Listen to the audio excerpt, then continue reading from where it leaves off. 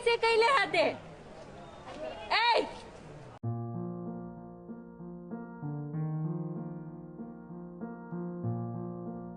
Balaji.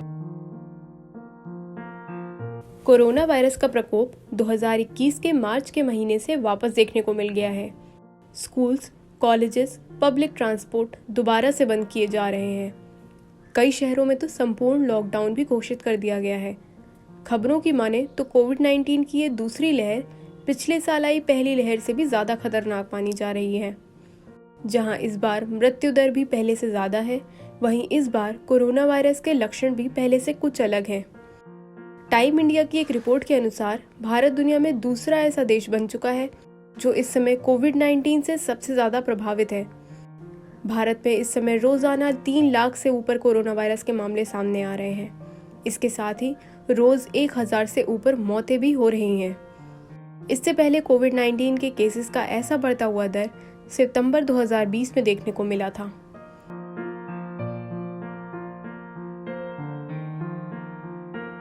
Reports की माने तो इतने मामले इसलिए भी सामने आ रहे हैं क्योंकि 1.3 बिलियन लोगों की जनसंख्या वाले इस देश में आधे से ज़्यादा आबादी मध्यम वर्ग या निम्न वर्ग के लोगों की है, जिनके पास ना ही इतनी सुविधाएं हैं कि वो बीमार पड़ने पर सही इलाज करवा सके और ना ही उनके पास कोरोना वायरस के घातक प्रभावों को लेकर सही जानकारी है।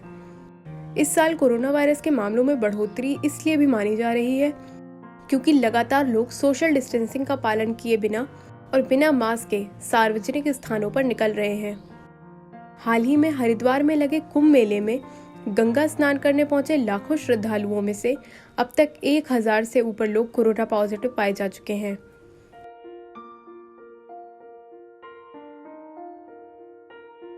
कोरोना वायरस के संक्रमण को रोकने के लिए इस समय हमारे देश में चल रहा कोरोना का वैक्सीनेशन ड्राइव दुनिया का सबसे बड़ा टीकाकरण अभियान बन चुका है। अब तक भारत में कोविड-19 से बचाव के लिए 6 करोड़ 40 लाख से भी अधिक लोगों को कोरोना की वैक्सीन की खुराक दी जा चुकी है, जिसमें ज़्यादातर फ्रंट लाइन वर्कर्स और 60 वर्ष से अधिक आयु के लोग शामिल हैं।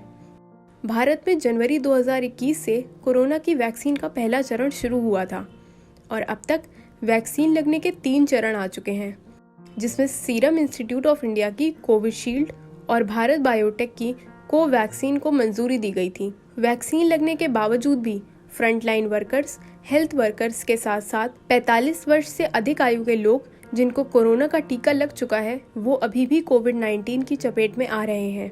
ऐसे में ये वैक्सीन कितनी कारगर है, ये अभी भी सबसे बड़ा सवाल बना हुआ है।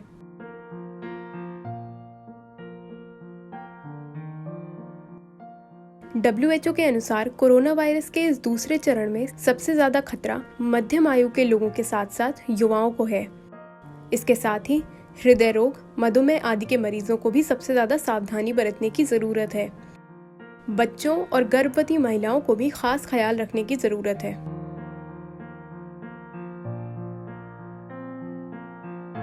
अगर आपको खांसी, बुखार, जुकाम, शरीर में दर्द के अलावा आंखों में जलन, पेट में दर्द, मतली आदि की शिकायत होती है तो तुरंत अपने नज़दीकी डॉक्टर से संपर्क करें। जितना हो सके घर से बाहर निकलने से बचें और जब भी बाहर निकले तो मास्क अवश्य पहनें। सोशल डिस्टेंसिंग का पालन करें और सरकार द्वारा दिए गए दिशा निर्देशों को समझें और उन्हें अपनाएं। इस मुश्किल घड़ी में ज़रूरी है कि हम खुद के साथ साथ दूसरों की भलाई के लिए भी ज़्यादा से ज़्यादा एहतियात बरतें और कोरोना वायरस के संक्रमण को फैलने से रोकें। देश के एकमात्र नारीवादी ग्रामीण न्यूज़ चैनल का समर्थन करने के लिए हमें YouTube पर लाइक और सब्सक्राइब करें और वेबसाइट पर सदस्य बने। खबर लहरिया, आपकी खबर, आपकी भाषा।